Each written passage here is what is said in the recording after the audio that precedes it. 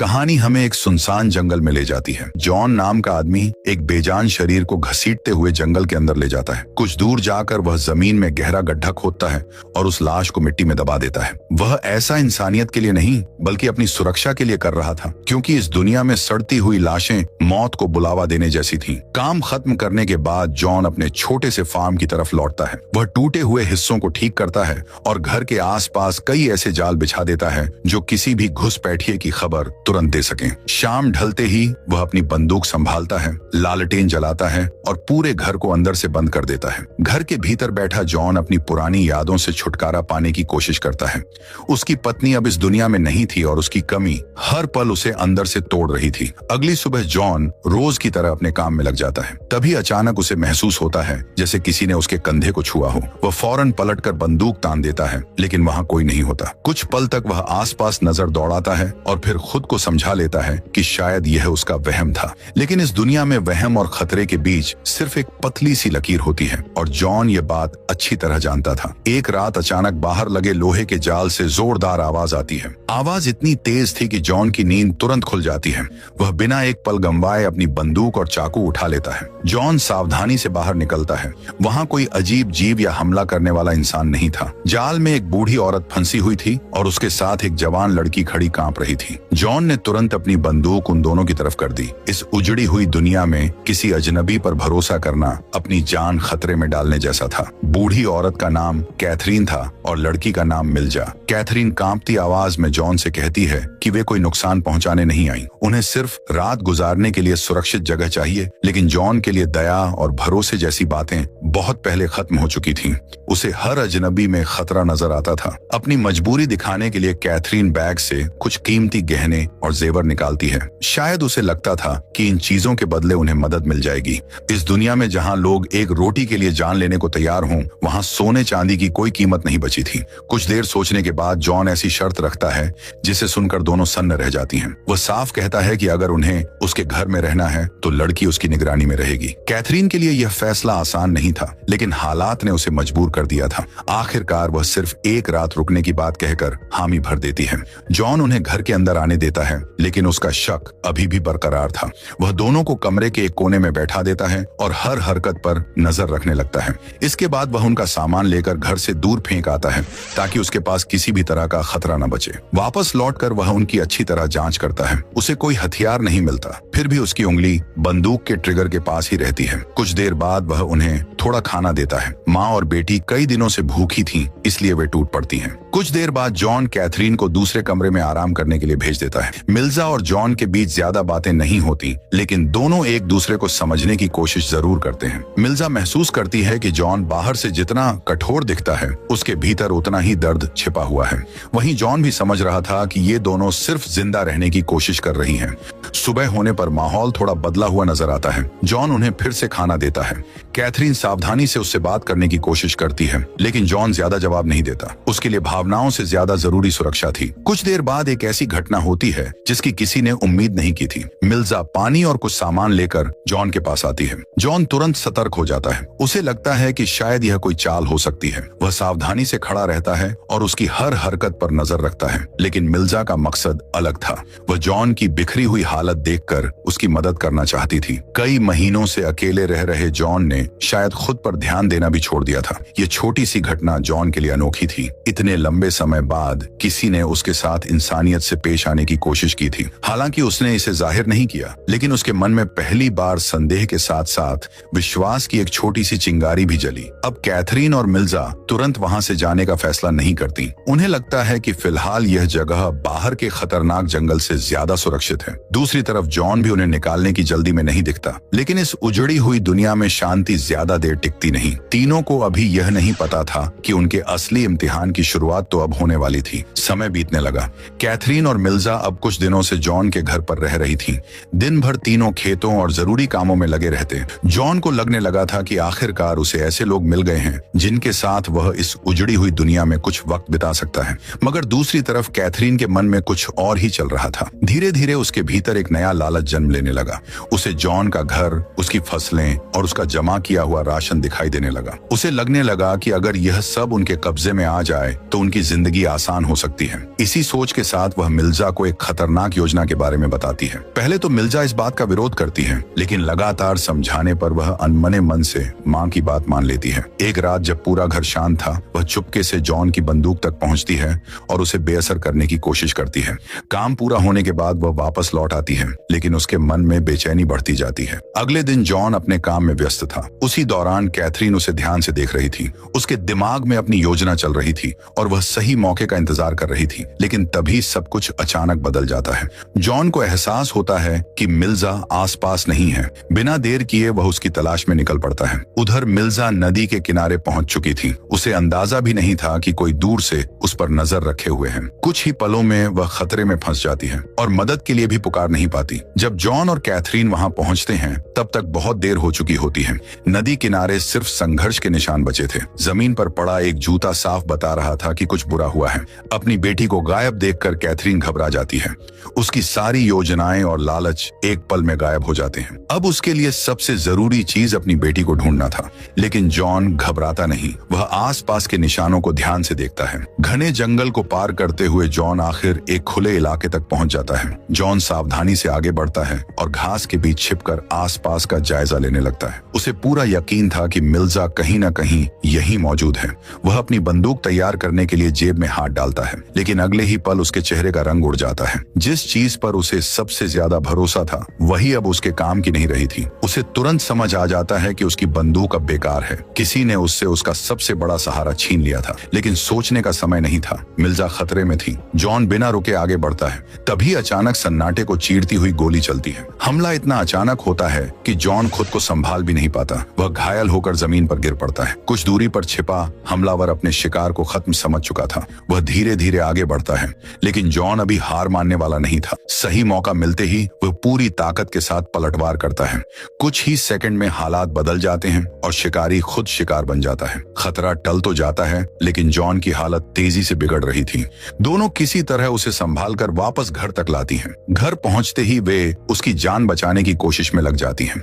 घंटों की मेहनत और संघर्ष के बाद आखिरकार उसकी हालत थोड़ी स्थिर होने लगती है। लेकिन जॉन के मन में एक अलग ही तूफान चल रहा था। जैसे ही उसे होश आता है, उसे अपनी बंदूक और गायब हुए कारतूस याद आ जाते हैं। उसके भीतर दबा हुआ गुस्सा फिर से जाग उठता है। उसे लगता है कि जिन लोगों को उसने सहारा दिया, उन्हीं ने उसका भरोसा तोड़ा है। अब उसके लिए भरोसा पूरी तरह खत्म हो चुका था। इसलिए वह दोनों को अपनी निगरानी में रखने का फैसला करता है। एक ही घर में रहते हुए अब तीनों के बीच पहले से कहीं ज्यादा दूरी पैदा हो चुकी थी। जॉन का घाव गंभीर था और वह पहले की तरह अपने सारे काम खुद नहीं कर सकता था। आखिरकार उसे कैथरीन और मिल्जा को बाहर आने देना पड़ा। धीरे धीरे घर की जिम्मेदारियां माँ बेटी संभालने लगी। वे खाना बनाती, जरूरी काम करती और जॉन की देखभाल भी करती। लेकिन उसकी हालत दिन ब दिन बिगड़ती जा रही थी। एक दिन वह खेतों की तरफ जाता है और अपने घाव की जांच करता है। जो कुछ उसे दिखाई देता है, उससे उसके होश उड़ जाते हैं। संक्रमण तेजी से फैल चुका था। उसे पहली बार एहसास होता है कि शायद इस बार वह मौत को मात नहीं दे पाएगा। निराश होकर वह मदद मांगता है। ये वही आदमी था जो कभी किसी पर भरोसा नहीं करता था, लेकिन अब उसके पास कोई दूसरा रास्ता नहीं था। मिल्जा उसकी हालत देखकर तुरंत उसकी देखभाल में लग जाती है।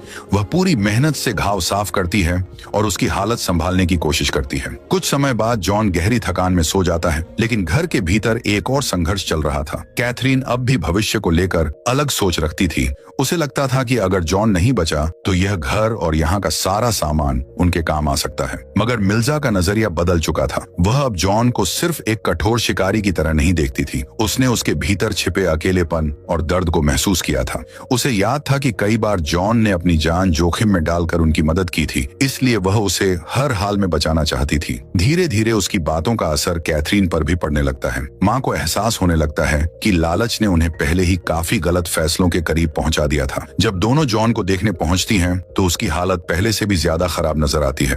ऐसा लग रहा था जैसे वह जिंदगी और मौत के बीच कहीं अटका हुआ हो। तब माँ और बेटी पूरी रात उसकी देखभाल में लगी रहती हैं। वे आग जलाए रखती हैं, उसे गर्म रखने की कोशिश करती हैं और उम्मीद नहीं छोड़ती। उस लंबी रात में पहली बार तीनों के बीच दुश्मनी से ज्यादा इंसानियत दिखाई देती है। कई मुश्किल दिनों के बाद आखिरकार जॉन की हालत सुधरने लगती है।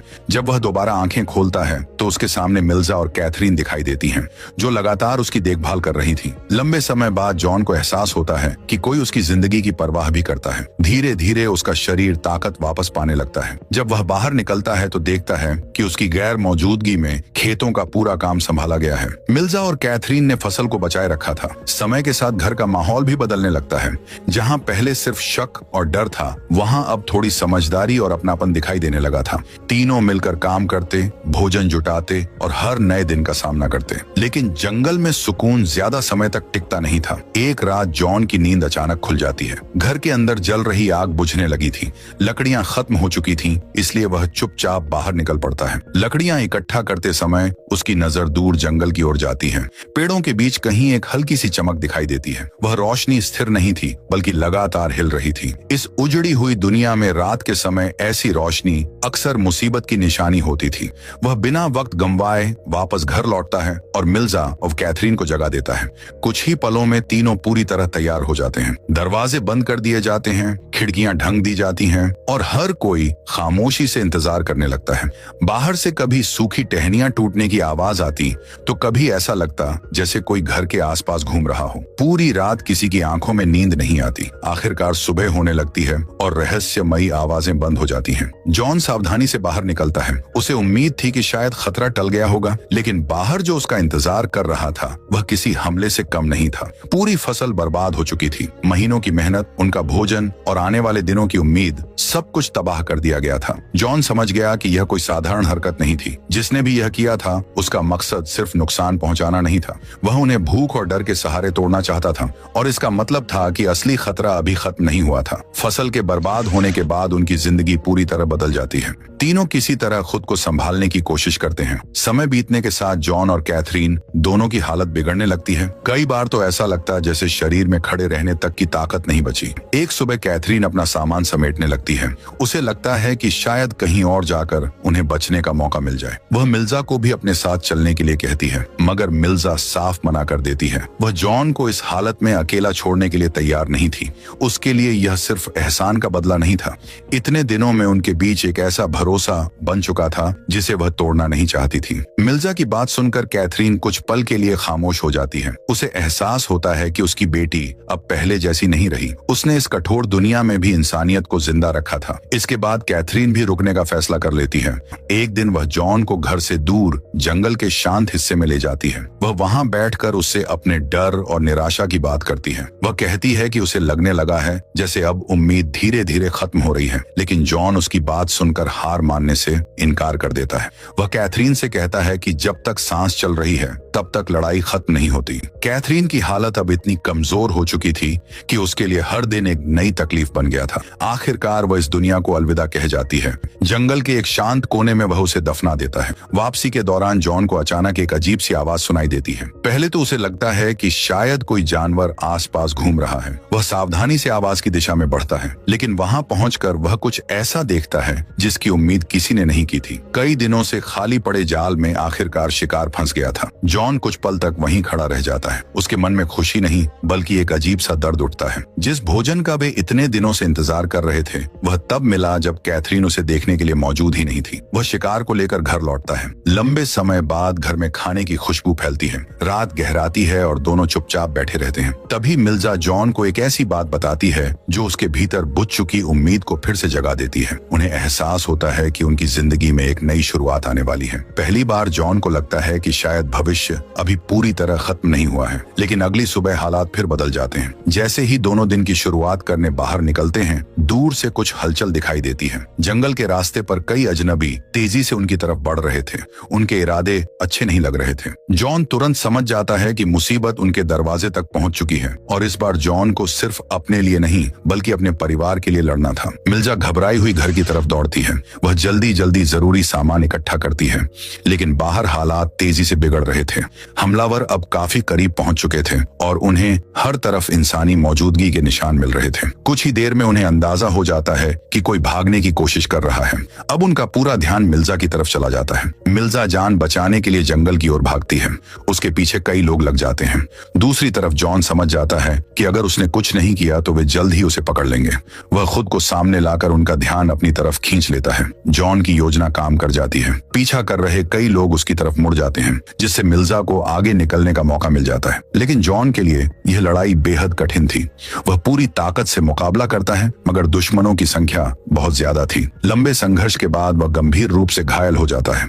उसकी ताकत धीरे धीरे जवाब देने लगती है। फिर भी उसके चेहरे पर डर नहीं था। उसे सुकून था कि उसने मिर्जा को सुरक्षित निकलने का मौका दे दिया है। उधर मिर्जा लगातार भागती रहती है। वह पीछे मुड़कर देखने की हिम्मत भी नहीं करती। उसे पता था कि रुकना मतलब सब कुछ खो देना है। दिन गुजरते हैं। जंगल, भूख, प्यास और अकेलापन उसका पीछा नहीं छोड़ते। लेकिन उसके पास आगे बढ़ने की एक वजह थी। वह अपने भीतर पल रही नई जिंदगी के लिए हर मुश्किल का सामना करती रहती है। कई दिनों की भटकन के बाद आखिरकार जंगल का अंत दिखाई देता है। लंबे समय बाद उसे उम्मीद की एक किरण दिखाई देती है। वह धीरे धीरे उस दिशा में बढ़ती है और आखिरकार एक सुरक्षित सीमा चौकी के करीब पहुंच जाती है। सीमा पर मौजूद सैनिकों को देखते ही मिर्जा रुक जाती है। वह समझ चुकी थी कि अब भागने का कोई मतलब नहीं है। धीरे धीरे वह अपने पास मौजूद हथियार नीचे रख देती है और खुद को उनके हवाले कर देती है। सैनिक सावधानी से उसके करीब आते हैं। तभी एक महिला सैनिक उसकी हालत देखकर उससे बात करने लगती है। मिर्जा टूटे हुए शब्दों में अपना सफर बताती है। वह बताती है कि कैसे उसने अपनों को खोया, कैसे मौत और भूख से भरे जंगल से बचकर यहाँ तक पहुंची और कैसे उसके भीतर एक नई जिंदगी पल रही है। महिला सैनिक उसकी बात सुनकर उसे भरोसा दिलाती है कि अब उसे डरने की जरूरत नहीं है। यह सुनकर मिर्जा की आंखें भर आती हैं और इसी के साथ इस दर्द भरी लेकिन उम्मीद से भरी कहानी का अंत हो जाता है।